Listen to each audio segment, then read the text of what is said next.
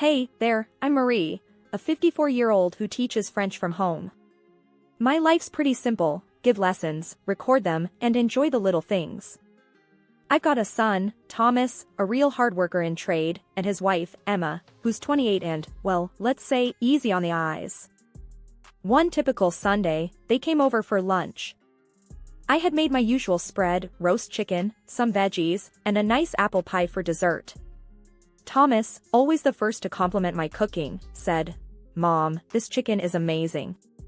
You've outdone yourself." Emma, fiddling with her hair, replied without much interest, "Yeah, it's good." She was more concerned with checking her reflection in the spoon than eating. I couldn't help but notice her perfect makeup and the way she kept adjusting her hair. As I passed the gravy, I tried to start a conversation with her. "Emma, dear, I saw this ad for a makeup workshop. Thought it might interest you since you love that stuff." She gave me a look, half surprised, half annoyed. "Marie, I don't just like makeup, I live for it. It's not just a hobby, it's a necessity." Her tone was a bit sharp, like I had said something wrong. Thomas jumped in, trying to lighten the mood. "Mom, Emma's just passionate about her looks. It's her thing, you know?" I shrugged. "Sure, I get it. But don't you think it's a bit much? All these creams and masks?" Emma snapped her napkin down. "Look, Marie, I need to look good. I can't let myself go and look old and tired. That's not me."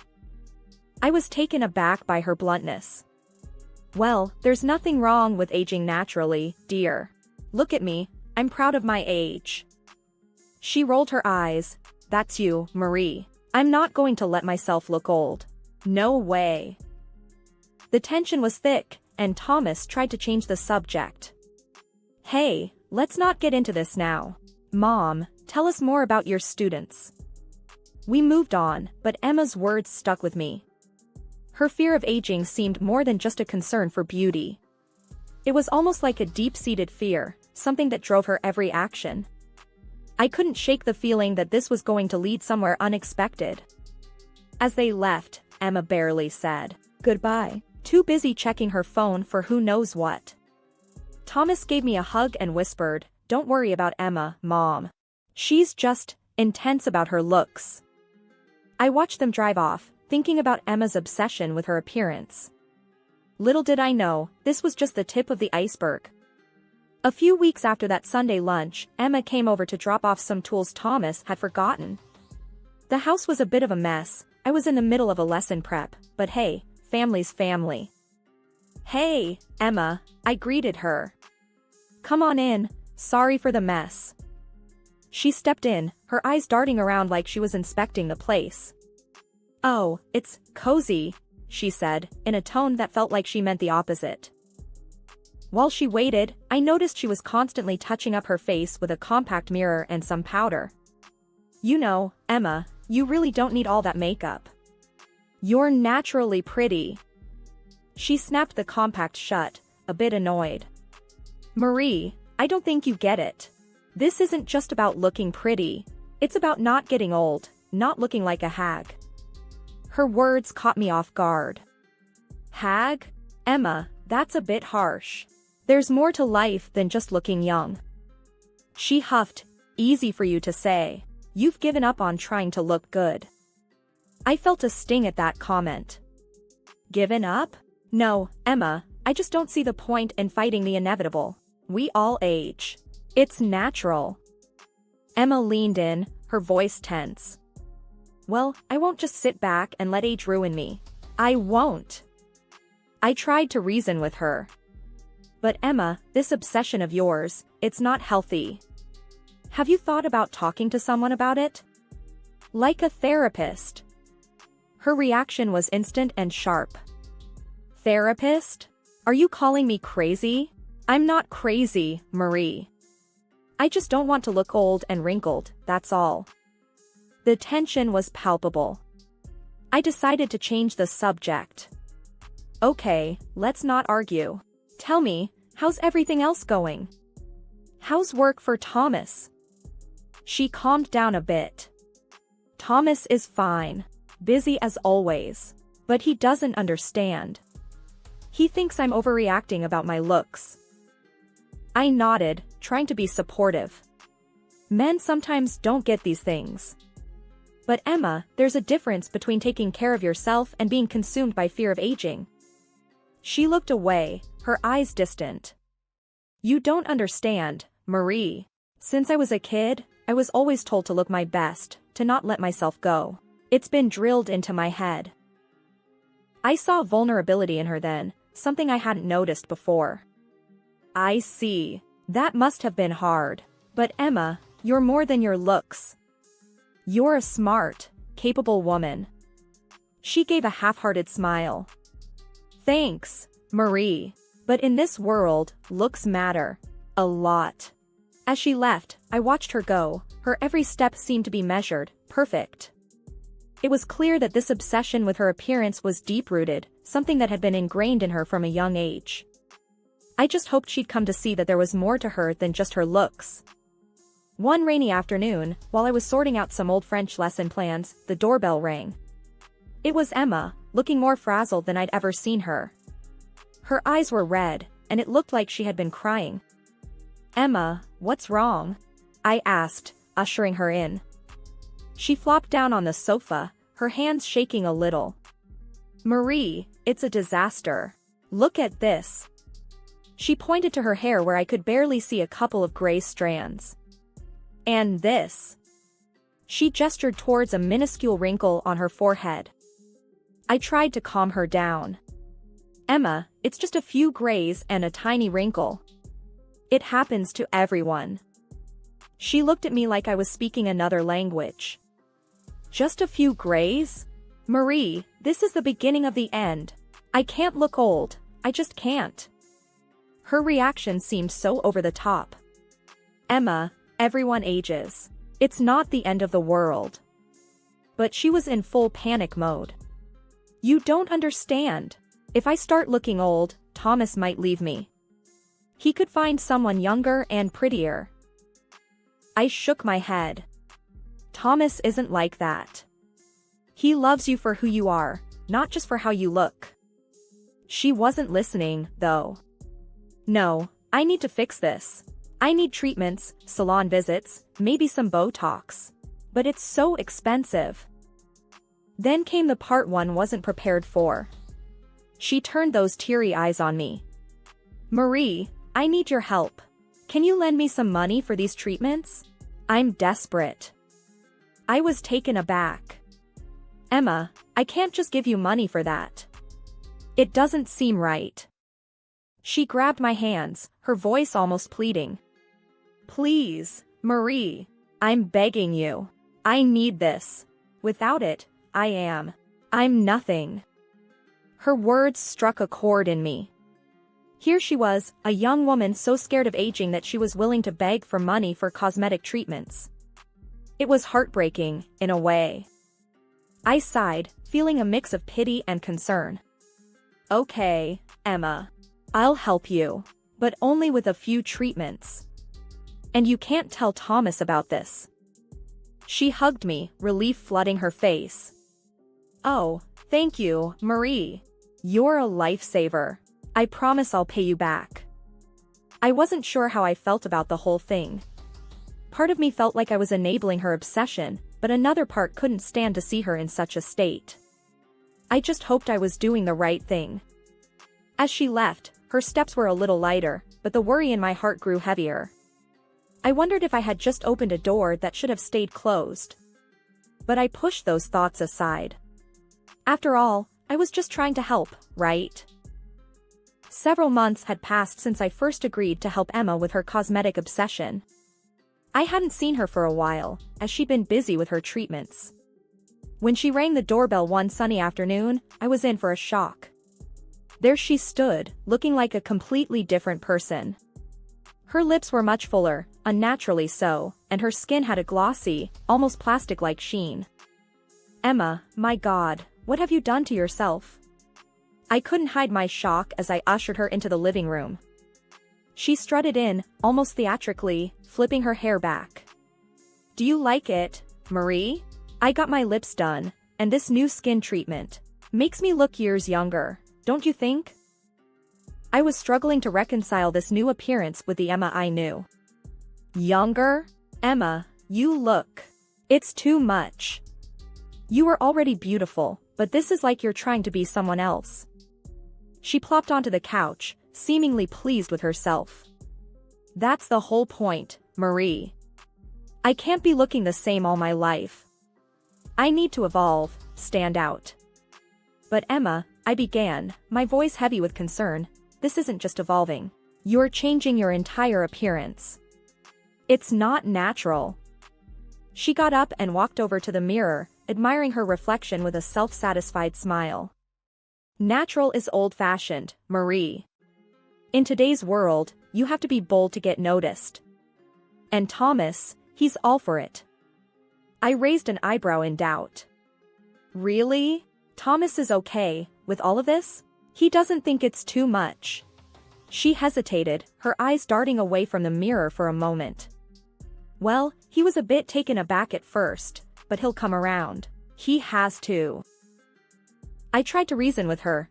There's a fine line between self-care and completely altering how you look, Emma. You're crossing that line. Her gaze hardened as she faced me. Crossing the line? Marie, it's my life, my body. I decide where the line is. I let out a sigh, feeling a mix of frustration and concern. But where does this end, Emma? More and more procedures? You're losing the essence of who you are in all of this. She let out a laugh, a bit too sharp, a bit too loud. Losing myself? No, Marie, this is me finding myself. Becoming who I was meant to be. And I've never felt better. I watched her, a sense of sadness and worry taking hold of me. This wasn't just a case of vanity or a simple desire to look good. Emma was on a dangerous path, one that seemed to be spiraling out of control. Emma, I said softly, there's a beauty in accepting who we are, in aging gracefully. Don't you see that you're beautiful without all these artificial changes? She looked at me, almost pityingly. Marie, that might work for you, but not for me. I can't afford to just age gracefully. I need to be more, to look more. As she gathered her things to leave, her every move seemed calculated, as if she was performing on a stage. I couldn't help but wonder if I'd made a mistake by enabling her. I had hoped to offer her support, but instead, had I just fueled her descent into this obsession? She left with a breezy goodbye, her confidence seeming to fill the room even after she was gone. I was left with a heavy heart, pondering over the situation. How had a simple desire to maintain youth turned into an all-consuming chase for an unattainable ideal? And more importantly, what could I do to help Emma find her way back, to realize that true beauty lies in being comfortable in one's own skin? The questions lingered, but the answers felt far out of reach. The day Emma came with that outrageous demand, I was in the middle of recording a French lesson. The doorbell interrupted my flow. There she was, Emma, looking more frantic than ever. Marie, we need to talk. It's urgent, she said, barging into the house without waiting for an invitation. What's going on, Emma? You seem all worked up, I asked, forgetting to pause the recording equipment. She started pacing, her hands fidgeting nervously. I need more, Marie. The treatments, the surgeries, it's not enough. I found a surgeon, top-notch, but he costs a bomb. I need 10 grand. I felt my heart sink. 10 grand? Emma, are you out of your mind? You don't need more work done. Look at yourself. She spun around, her eyes blazing. Not enough? Marie, you don't get it. This is about survival for me. You promised to help, now cough up the money. I stood my ground, disbelief mixing with anger. Help? I said I'd help with your little beauty treatments, not fund your damn obsession. You're going overboard. She got right in my face, her voice laced with venom. You'll give me that money, Marie, or you'll regret it. I recoiled, shocked. Threats now, Emma? What the hell are you gonna do? Her voice dropped to a hiss. I'll make sure Thomas hears all about this. How you pushed me into this mess. You think he'll take your side? I couldn't believe her audacity. You think you can blackmail me? My own son knows better than to believe such crap. She sneered. We'll see, won't we? Give me the money, or I'll turn your life to hell. With that, she stormed out, leaving me in a state of shock. The room felt suddenly empty, the air heavy with the residue of our heated exchange. I sat there, my mind racing. Had I inadvertently fueled her madness? It was only after a few minutes that I realized the recording was still on, capturing every word of our exchange. A part of me was glad there was proof of her madness, her threats. But another part was terrified. This recording could change everything. It could protect me, or it could rip my family apart. I was caught in a whirlwind of emotions, unsure of my next move. It was about a week after Emma's wild demand for money when things took an ugly turn. I was busy in the kitchen when I heard Thomas's car screech to a halt outside. He came storming in, his face twisted in anger. What the hell, Mom? Why'd you hit Emma? Thomas demanded, slamming his fist on the kitchen table. I was completely thrown off. Hit Emma? Thomas, what are you talking about? He was practically shaking with fury. She's in the hospital, says you smacked her. She's had surgery, spent a fortune, and she's pointing her finger at you. My mind reeled. Hit her? That's crazy talk, Thomas. I'd never lay a finger on her. She's lying through her teeth. Thomas was pacing like a caged animal, his hands balled into fists. Explain this to me, Mom. Why would Emma spin such a tale? She's scared out of her wits. I struggled to piece my thoughts together. Listen, Thomas, she showed up here, demanding 10 grand for more plastic surgery. I said no. She's probably cooked up this story to cover her tracks. He stopped pacing, his eyes boring into mine.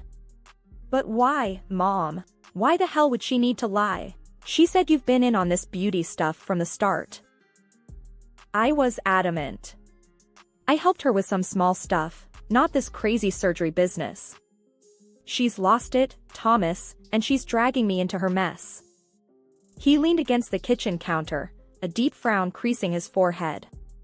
I don't get it, Mom. She's my wife. Why would she lie? You're my mother. This is messed up beyond belief. I reached out, trying to connect with him. I know it's hard, but I'm telling you the truth. Emma's off the rails with this obsession, and she's spewing lies to get her way.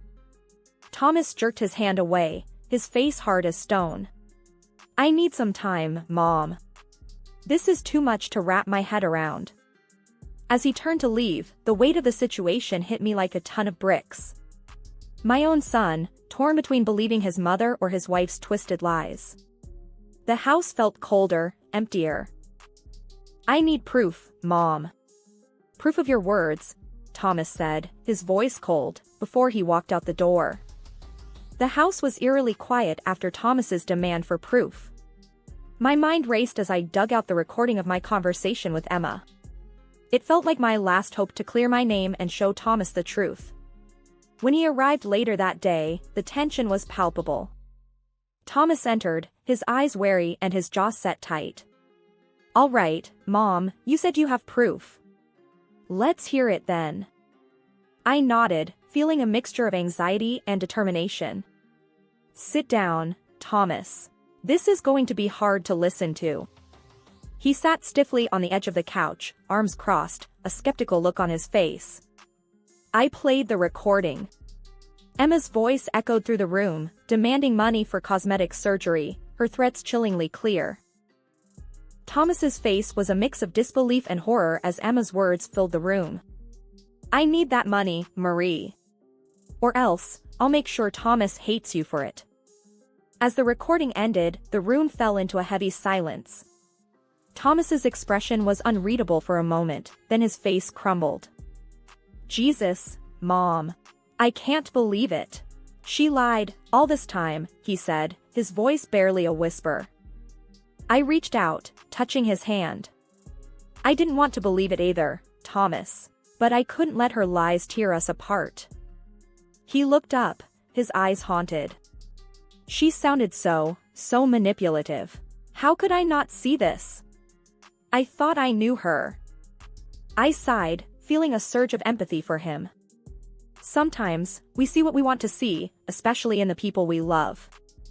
Thomas got up, pacing the room, a storm of emotions playing across his face.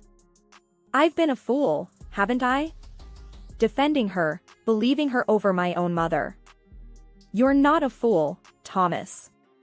You're just human, I reassured him. He stopped, turning to face me. What do I do now, Mom? My marriage is based on a lie. My wife, the person I trusted most, she's a stranger. I stood up, taking his hands in mine. You're strong, Thomas. You'll get through this. It's going to be hard, but you're not alone. I'm here for you. He nodded, a flicker of determination in his eyes. I need to confront her, sort this mess out. She needs help, serious help. And I need to find a way to move on. Weeks had rolled by since the whole mess with Emma blew up. It was a somber autumn afternoon when Thomas came over. He looked like he'd been through the ringer, a shadow of his usual self. We sat in my cozy living room, the air thick with unspoken thoughts. Thomas broke the silence, his voice rough with emotion. Mom, I had it out with Emma. It was hell, it was brutal. I leaned forward, bracing myself. What happened, Thomas? He rubbed his face, tired lines etched deep.